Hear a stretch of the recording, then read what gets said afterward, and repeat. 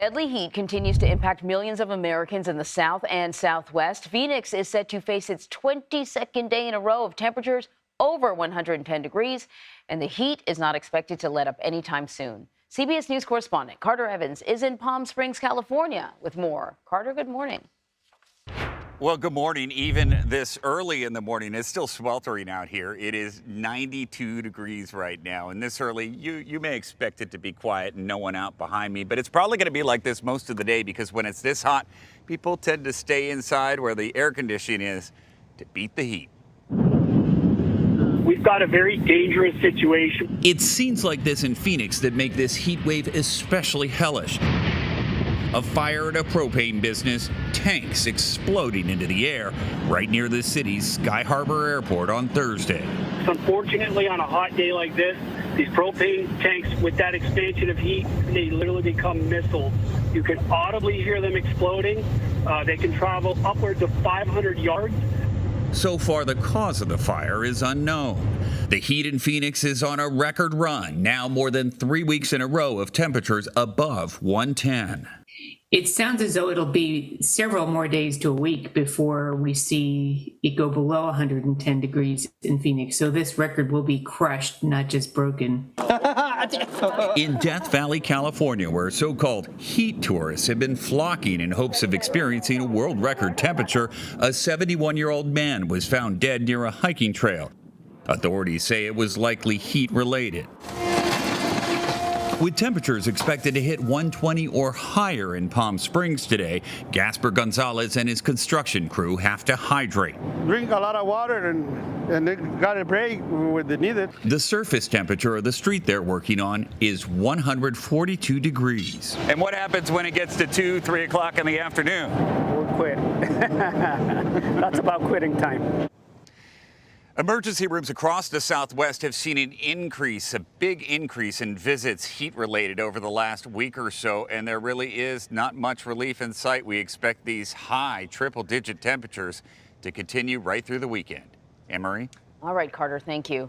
Azadeh Moshiri, with our partners at the BBC, is in Athens, Greece, where the heat wave there has been fueling wildfires as well. Set the scene for us right now. What is the temperature like? And what is the air quality like?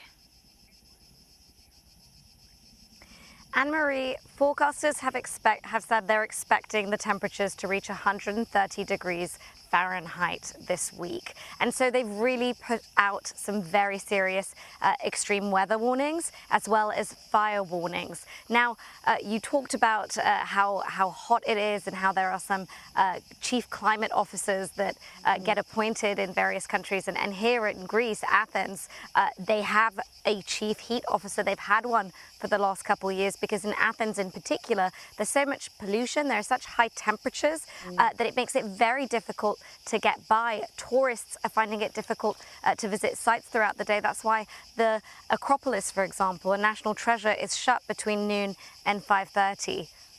And just in terms of that, with these wildfires raging and already pollution, I mean, are authorities warning people that, hey, if you're susceptible to sort of lung-related issues, you may not want to spend a lot of time outside?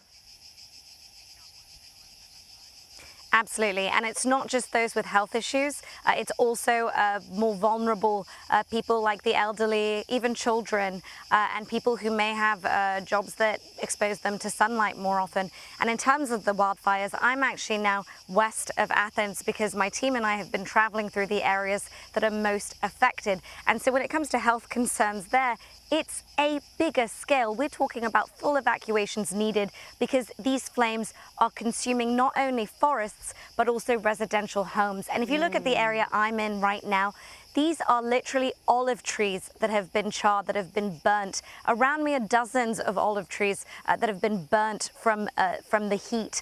And so it's either forests, elements that are so important to Greece's to economy like tourism, food, or actual residential areas where people are living every day.